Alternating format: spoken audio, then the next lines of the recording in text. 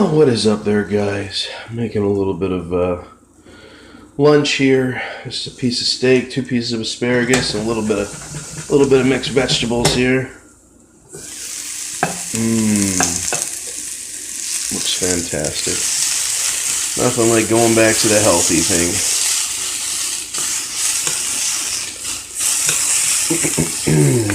Well, I gotta tell you guys, my 4K thing was a major failure, which is unfortunate. Basically what needs to happen is I need to get a better SD card for this, because the one that I have apparently cannot write 4K footage. It was very laggy, did not come out good, so that was a major fail. But I wanted to tell you guys the next, basically, UAV that I'm looking at, or drone, I should say. Oh my god, this smells fantastic. Oh, man. Oh yeah, that's good. So I was looking into the Up Air one, because I know that they fixed a lot of the problems that they were having. And it was either that or the JYU Hornet or the Standard 3 Phantom. You guys know that I am a fan of DJI products to a point. I feel like a lot of them are really overpriced, but I believe in all fairness the Standard is a good price for what it is. Now, I've been looking into the JYU Hornet because the JYU Hornet just got upgraded. It is very fast, very aggressive. It does have 2 versions of it, an FPV race version, and well, actually, they're all the same version. It just depends on what camera you choose, I guess.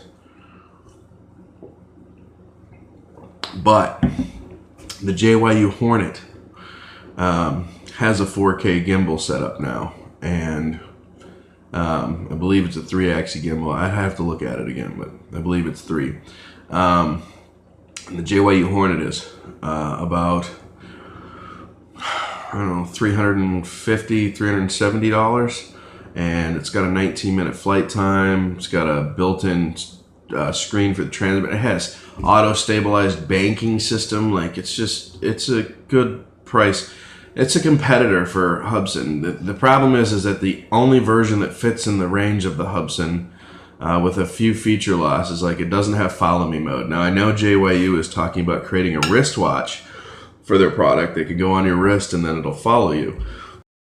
Sorry, somebody was knocking on the door there. I had to stop the video for a sec.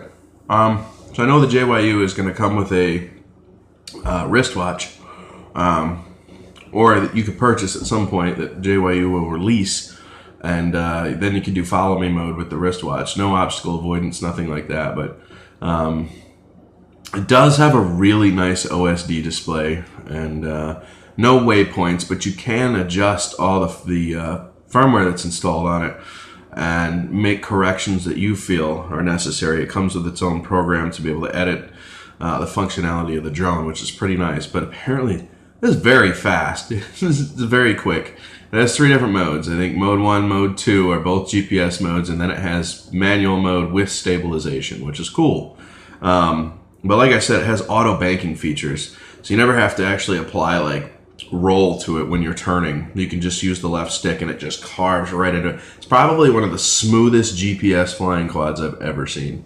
It's meant for beginners and intermediate and advanced flyers. It just is. But the ability to have that 4K camera, it's probably cut your flight times down to like 14 or 15 minutes. But if you have the FPV version, so basically it's not just an FPV race quad, it's an aerial bird. So if you were to buy the FPV camera, you could do 19 minutes of FPV flying, or you could do 14 minutes of basically aerial footage and recording, 14 or 15 minutes. So I kind of like that idea of best of both worlds. The Hubsan was aggressive, but the problem was if you gave it full pitch and full throttle, it would dig right into the ground. Didn't have the power to stay up. This one apparently does not have that problem. It is very fast. So I don't know. I'm really leaning towards the JYU Hornet. It was a toss-up. I was looking at the 3DR Solo, but the 3DR Solo the company's fallen apart. They're not together anymore. So as time goes on, parts will get harder to find. People that do have the parts will start charging you more for them. So I decided to stay away from 3DR Solo. And the standard 3 was $399, but now if you go to the DJI site, it's like, oh, $499 plus $125 for DJI package of, this and that and taking care of your gimbal and stuff. So, and then the Up Air 1 is pretty nice, I would say, now that they've fixed a lot of the issues with it. It's got kind of the same setup as the JYU Hornet with the OSD and stuff, but I know they were having gimbal problems there for a while, but I think those have been corrected now. So, well, why don't you guys give me your suggestions below? Somebody suggested the Bug 3. I'm good. There's no GPS mode on that, really. It's basically just a manual flyer with motors, so I'm going to avoid the Bug 3. But if you guys have any other suggestions, man, put them below. Let's talk about this. I don't want to spend more than $400 if I do it. Maybe a little more than $400. I'm not trying to go crazy, but I do want something else. So give me your suggestions as to what's out there. Right now I'm kind of settling on the standard 3 of the JYU Hornet.